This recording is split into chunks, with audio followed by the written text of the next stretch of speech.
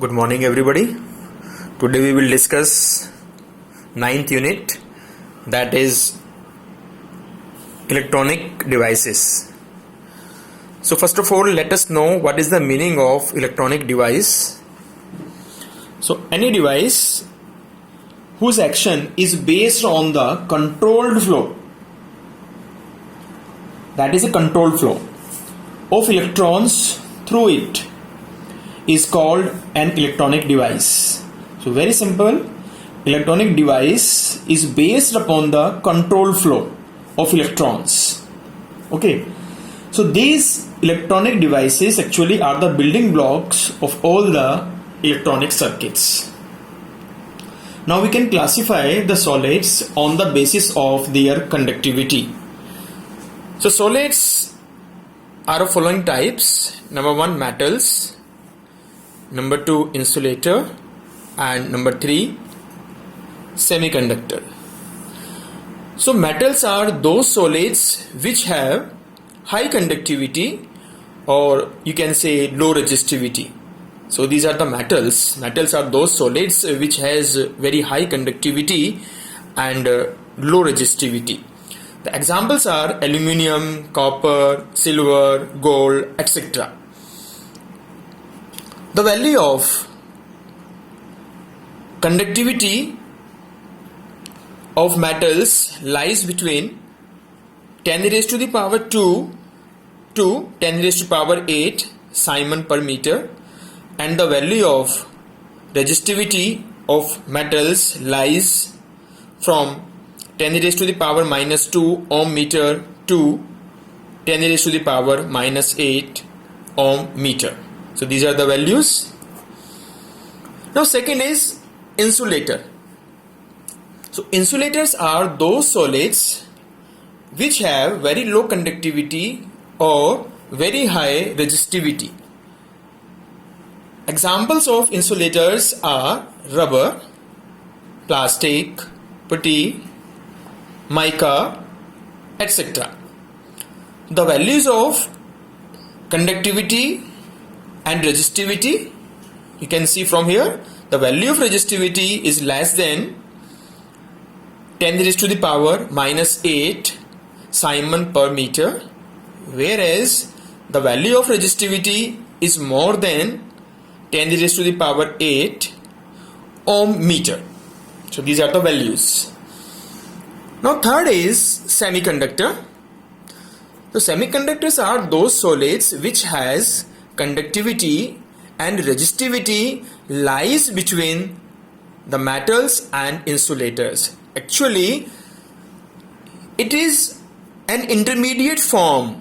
Semiconductor is an intermediate form of conductor and insulators. So examples are germanium, silicon, etc. So the value of conductivity of semiconductor lies 10 raised to the power minus 5 Simon per meter to 10 raised to the power 0 Simon per meter, and the value of resistivity lies between 10 raised to the power 5 ohm meter to 10 raised to the power 0 ohm meter.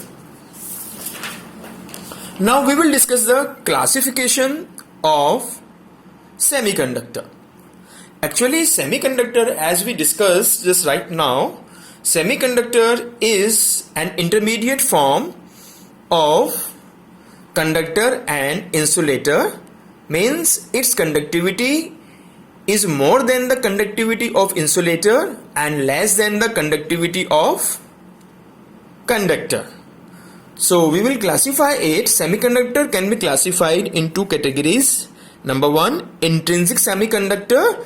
Number 2, extrinsic semiconductor. Actually, intrinsic semiconductor is nothing but the pure semiconductor, actually, that is, which is free from every type of impurity. There is no impurity at all. In case of extrinsic semiconductor, if some impurity is added in the pure semiconductor, then it becomes extrinsic semiconductor. So extrinsic semiconductor is of two types. Number one, N-type semiconductor. Number two, P-type semiconductor. N-type semiconductor is obtained by adding a pentavalent atom impurity in the pure semiconductor, whereas P-type semiconductor is obtained by adding a trivalent atom impurity. Actually, by adding either pentavalent atom impurity in N-type semiconductor or in P-type semiconductor, that is trivalent atom impurity, this process is known as doping. Doping is a process of deliberate addition of a desirable impurity atoms to a pure semiconductor to modify its properties in a controlled manner. The impurities atom added are called dopants. Impurity atoms are known as dopants.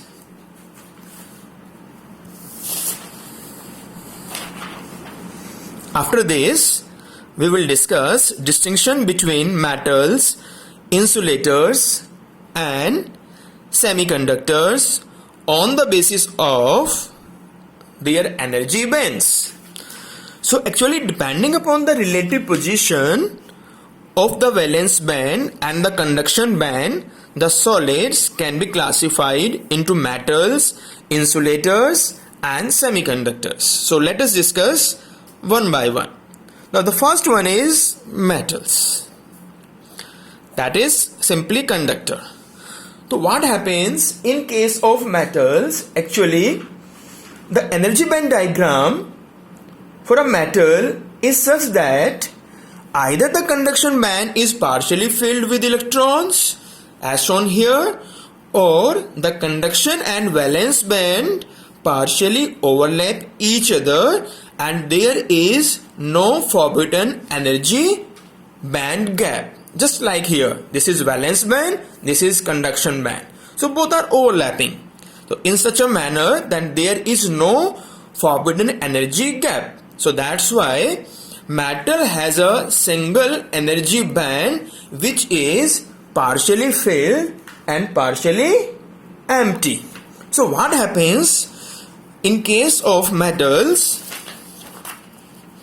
Actually, the highest energy level in the conduction band, in this conduction band, filled up with electrons at absolute zero, that is known as Fermi level, and the energy corresponding to this Fermi level is known as Fermi energy.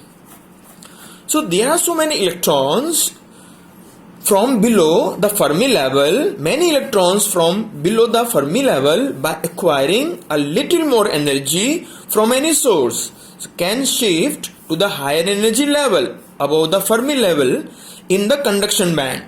And these electrons behaves like a free electrons. So what happens in this situation? Large number of electrons are available for the electrical conduction. So because conductivity is high, so naturally the resistance of such type of material is low, or conductivity is high. Even if a small electric field is applied across the metal, so these free electrons start moving in a direction opposite to the direction of electric field. Due to this, a current begins to flow through it, and hence metal behaves as a conductor. Now we come to the second point, that is insulator. In case of insulator, as you are observing in the energy band diagram, so this is a filled valence band and this is empty conduction band, and the gap between these two bands, that is conduction band and valence band, is known as energy gap. So in case of insulator, the valence band is completely filled while the conduction band is empty. So there are a large energy gap, that is more than 3 electron volt between the valence and conduction band. For example, in case of diamond, the energy gap is 6 electron volt. So when even an electric field, if we apply a high electric field and that electric field is not capable to give sufficient energy to the electron in such a manner that it jumps from the valence band into the conduction band. Because of this, due to the lack of free electrons in the conduction band, the insulator are poor conductors of insulators. Okay, because electron cannot cross that gap. So this is the energy band diagram in case of insulator and the explanation. Now we discuss semiconductors. As we discussed earlier, the semiconductors are those solids which has conductivity lies between the conductivity of conductor and insulators, that is less than the conductivity of semiconductor is less than the conductivity of conductor and more than the conductivity of insulator, that is the intermediate stage. So here you are observing in the diagram, energy band diagram, valence band is filled whereas conduction band is empty, but the energy gap between the valence band and conduction band is less than 3 electron volt. So the valence band is totally filled and the conduction band is empty, but the energy gap between conduction band and the valence band is quite low. In case of germanium, it is 0.72 electron volt, whereas in case of silicon, it is 1.1 electron volt. At 0 Kelvin temperature, electrons are not able to cross this small energy gap and hence conduction band remains totally empty. This conduction band remains empty. Therefore, at 0 Kelvin, semiconductor behaves as an insulator. At 0 Kelvin, there is no difference between the semiconductor and insulator. But at room temperature, some electrons which are present in the valence band, they acquire some thermal energy and this energy is slightly more than this energy gap, that is 3 electron volt. If it is so, if this energy is more than 3 electron volt, then the electron jump to the conduction band.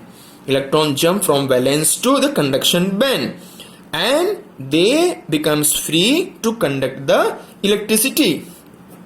Hence, the semiconductor acquire a small conductivity at room temperature. So, the resistance of semiconductor would not be as high as that of insulator.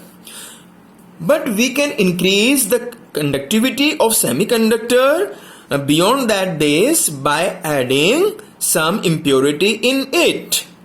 If we add some impurity, either pentavalent atom impurity or trivalent atom impurity, then the conductivity of the semiconductor can be increased. So we will discuss this later on. Okay, thank you and have a nice day.